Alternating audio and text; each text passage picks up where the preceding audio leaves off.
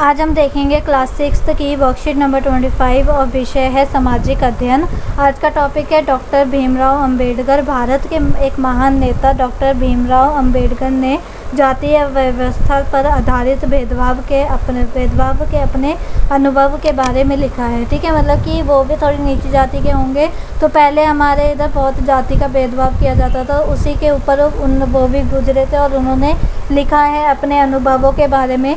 यह अनुभव हमको 1901 में हुआ था, जब कि वे केवल 9 साल के थे। ठीक है, तो वह महाराष्ट्र में कोरेगांव में अपने भैया के साथ पिता से मिलने गए थे। ठीक है, कहाँ पर गए थे? अपने भैया के साथ वो अपने पिता से मिलने गए थे। महाराष्ट्र में रहते थे उनके पिता।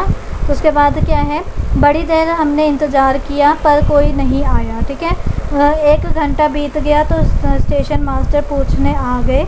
उन्होंने हमसे हमारी टिकट मांगे जो हमने दिखा दी। ठीक है, तो स्टेशन मास्टर आए होंगे, उन्होंने टिकट मांगी, उन्होंने दिखा दी। उन्होंने पूछा कि हम वहाँ क्यों रुके हुए थे, कि इतनी देर हो गई है, 1 घंटे से क्यों रुके हुए हो।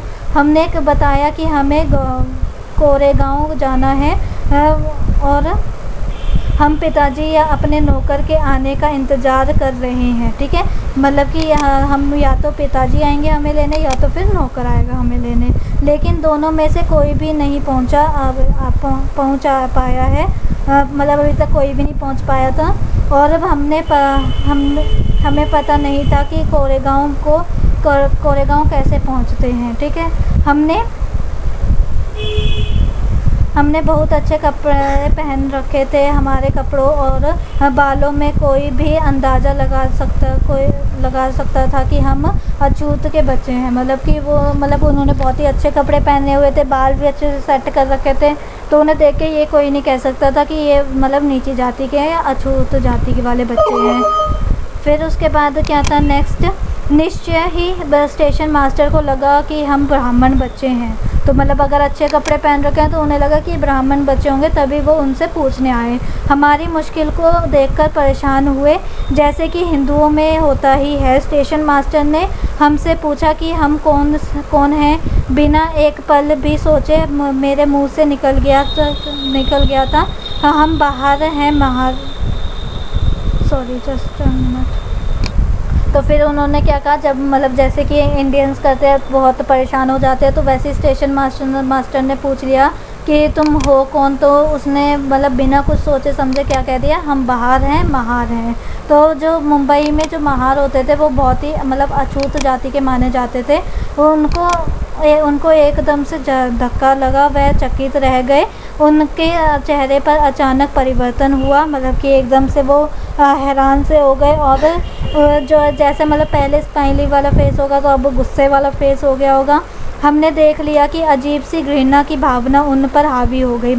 एकदम मुँह पर अजीब सा हो गया और ऐसा लग रहा है जैसे कि उन्हें हमसे बात करने में क्या लग रही है, घृणा हो रही है, बेकार लग रहा है। उन्होंने जैसे ही मेरा जवाब सुना अपने कमरे में वापस चले गए और हम वहीं रह गए। कि क्या करा, कुछ नहीं बोले, बस अपने जो कमरा था वहाँ पर वापस गए और वो वहीं पर ही खड़े रह गए। 15-20 मिनट बीत गए, सूरज बिल्कुल छिप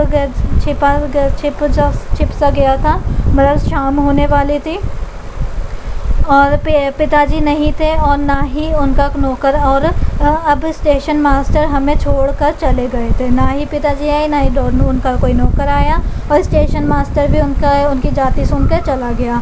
हम काफ़ी घबराए हुए थे। यात्रा के शुरू में जो खुशी और उत्साह की भावना थी, उसकी जगह पर अब अत्यधिक उदासी ने ले ली थी। पहले वो बहुत ही खुश थे कि हम घूमने जाएंगे, पर फिर जब इतने घंटे हो गए, इतने मिनट हो गए उन्हें बाहर रुके हुए और कहीं कोई भी नहीं आया, तो क्या हुआ, उन्हें उदासी सी हो गई। अब आधे घंटे बाद स्टेशन मास्टर ने पूछा कि हम क्या करने की सोच रहे हैं, कि तुम अब क्या करोगे, अभी तक तो कोई नहीं आया, तो कहाँ जाओगे, क्या करोगे। तो वो पूछा उसने। हमने कहा कि अगर हम एक बैलगाड़ी मिल जाती तो हम कोरेगांव जा सकते थे। तो बैलगाड़ी जो बैलों से चलती है वो वाली गाड़ी उस टाइम पे चलती थी। तो वो कह रहे थे कि अगर हमें बैलगाड़ी मिल जाए तो हम वहाँ पर चले जाएंगे। अगर कोरेगांव ज़्यादा दूर नहीं हो तो निकलना चाहते थे।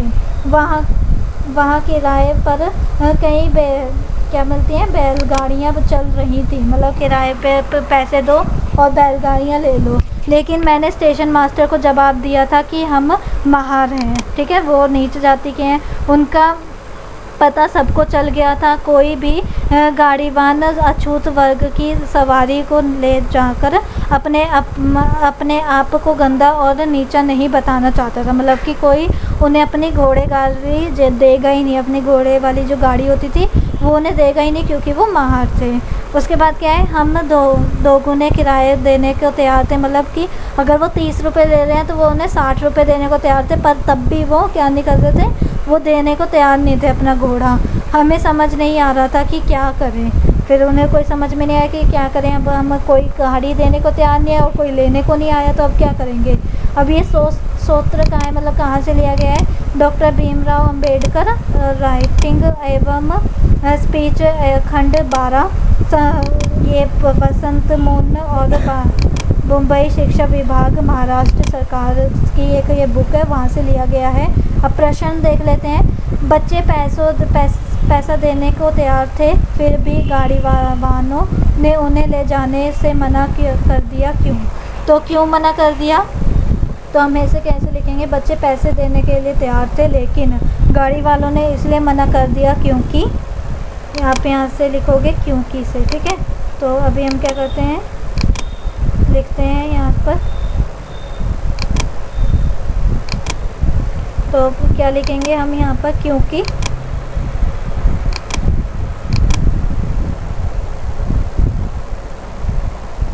Just a minute.